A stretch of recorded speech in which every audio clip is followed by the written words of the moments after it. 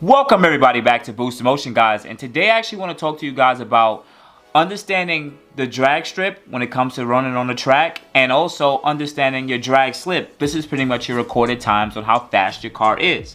But before I get into the video, guys, please, if you're watching my videos, hit the subscribe button with the bell notification. But otherwise than that, guys, let's jump into it. Alright guys, so for all my speed racers that already understand this, if you want to comment below to just correct me in this video.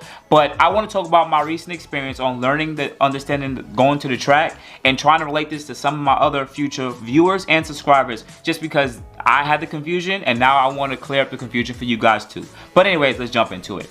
So there's a few things that people keep getting misconstrued, okay?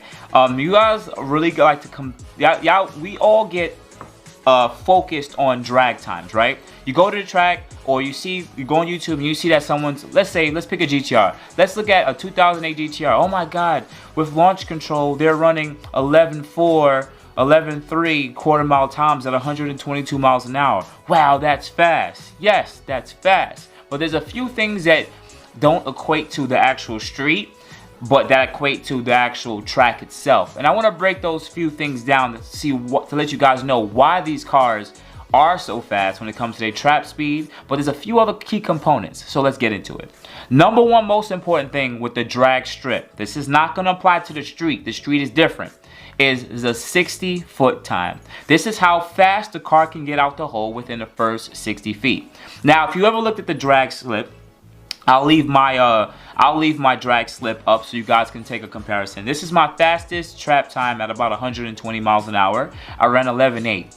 But also, my 60-foot was about over 2 seconds, which is pretty terrible for my car. But it was on summer tires, it was relatively cold outside, and I broke my axle and everything. But otherwise than that, you guys can use this as an example, right?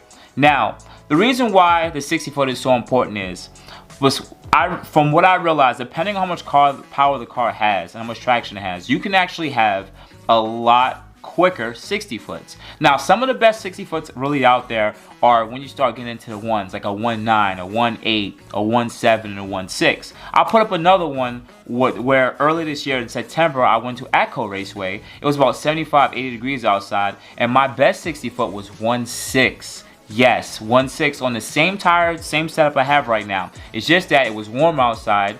And talking about the actual track, they spray a specific adhesive on the track. This allows the drag radial or the compound of the tire, the silica, to be able to adhere to the surface. So road drop cars have a better, easier way of getting out the hole without losing traction and crashing. And also for all-wheel drive guys like me, because you know I always slip and crash too, because you know I'm terrible. Ooh,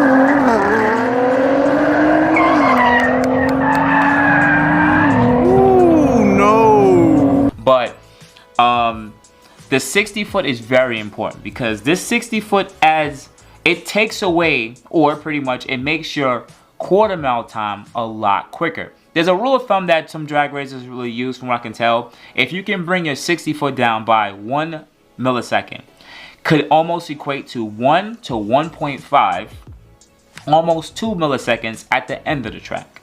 So here's a quick example. If you guys notice from my two different slips, right?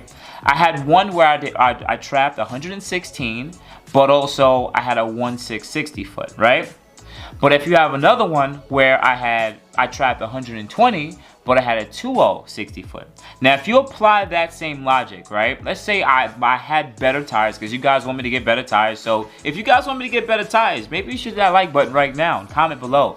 It brings more attention to my channel and allows me to, you know, make more revenue and buy expensive tires. But otherwise, let's continue. Now, if I would have, let's say, pulled that same 60-foot, a 1.6, right, compared to a 2.0, it was a difference of about 3 to 4 milliseconds. That same 3 to 4 milliseconds would actually equate to the 11.8, which means if you take 3 to 4 milliseconds away from the 11.8, guess what would have happened, guys? I would have trapped probably 11.4, 11.5. But here's another thing that's really dope about it. I actually trapped a quicker time from the 116 to a 120. So I would have been a mid to low 11-second car. And for the people that are watching right now, that's GTR Territory, guys. Yes, that is GTR Territory. And understand this, GTRs use launch control off the line. Remember that. It has a better differential, it has wider tires, it has a better transmission, and it's trapping low 11 seconds all day, every day before it's tuned on stock tires, right? I don't have launch control. All I could do is just brake boost with an open differential on my all-wheel drive. And you guys see I already broke an axle, so can we just get a little clap and say yes? Can we just bring a little attention to it? Our little $300 lease Q50, Q60 VR30s that are tuned on bolt-ons are as quick as stock GTRs, and I'm pretty happy about that, and that's one of the goals I wanted to pretty much do with this car. Now, it's not running 11.125 miles. I'm gonna need 80, 85 for that, but I just wanted to bring some attention to that so you guys can understand quarter-mile times.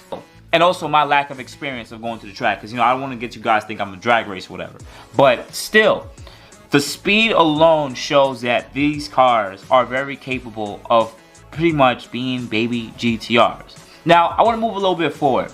Now let's talk about these trap speeds. Now, there's also another rule of thumb. If you're trapping high teens to low 20s in a quarter mile, you can, depending on your 60 foot and your trap speeds, you can almost be, almost be a 10-second car. It's very important for you to cut down to 60 foot and have good high-end, top-end power.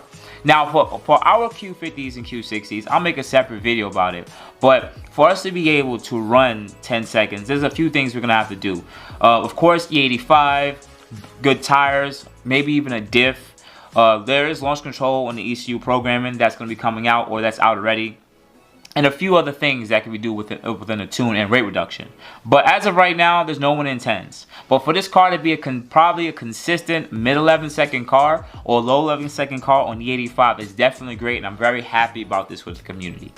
But when it comes down to the trap times, what car do you know out there is low $300 at least, or low $20,000 that you can pretty much buy, throw 3 to 5 grand in bolt-ons and a tune on, depending on the fuel, will be a mid to low 11 second car? How much? How much? Not many cars. But also, I want to be fair and let's talk about a little bit of something else right here too.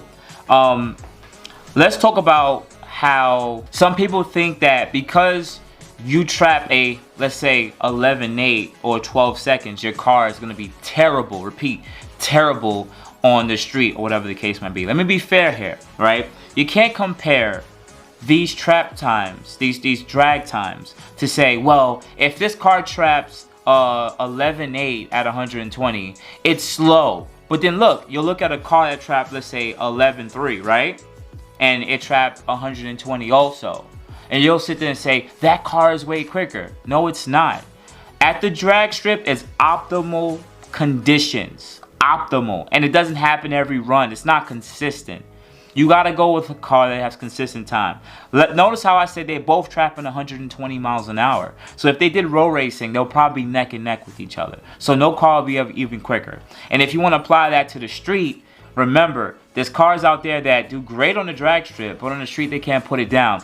Hellcats. Yeah, so they can't do that on the street.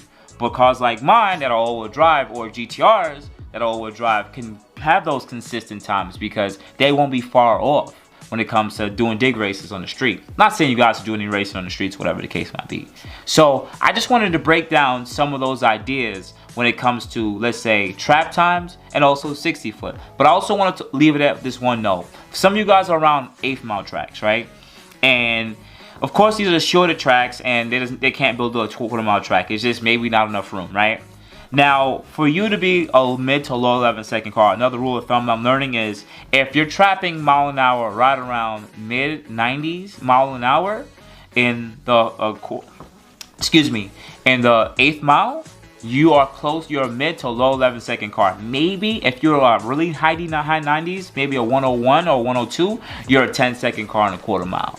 So that's what some of the stuff that we want to aim towards, but unfortunately, even with my own slips, I'm right around that 93, 94 miles an hour in the 8th mile. So I'm definitely not a 10-second car. But in the next video, I actually want to talk about how to make these VR30s a 10-second car. But otherwise than that, guys, if you enjoyed this video, hit the like button, hit the subscribe button with the bell notification. You can contact me at Boost Motion on IG and Facebook, and also boostmotion@gmail.com. Otherwise than that, guys, you have a good morning, good afternoon, good night. Thank you, guys. You have a good day.